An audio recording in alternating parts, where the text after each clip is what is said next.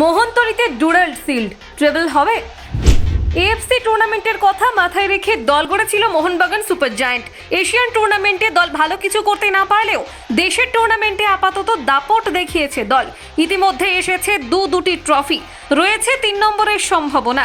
Durand cup জিতে নতুন মরশুম বরণ করে নিয়েছিল মোহনবাগান সুপার জায়ান্ট।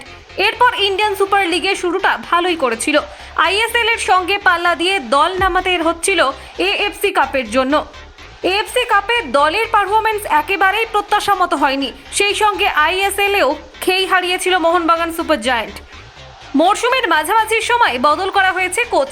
হুয়ান ফেরান্দোকে সরিয়ে আন্তোনিও লোপেজ হাবাসকে বাগানের হেড কোচের দায়িত্ব দেওয়া হয়। তারপর থেকেই ঘুরে দাঁড়াতে শুরু করে দল। শিল্ড জয় করার দৌড়ে প্রবলভাবে ঢুকে পড়ে সুপার জায়ান্ট। তাও চেন্নাই এফসির কাছে হেরে নিজেদের চাপে ফেলে দিয়েছিল বাগান। মুম্বাই সিটি এফসির বিরুদ্ধে প্রাথমিক পর্বের অন্তিম ম্যাচ জয় করা ছাড়া অন্য কোনো অপশন দলের কাছে ছিল না। মুম্বাই সিটি এফসির বিরুদ্ধে জিতলেই হাতের মুঠোয় শিল্ড।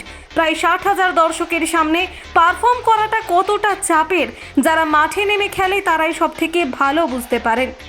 যুব ভারতীতে মুম্বাই একটা গোল শোধ করার পরেই গ্যালারি জুড়ে নেমে এসেছিল নিস্তব্ধতা। 1 গোলের লিড বজায় রেখেছিল মোহনবাগান সুপার জায়ান্ট।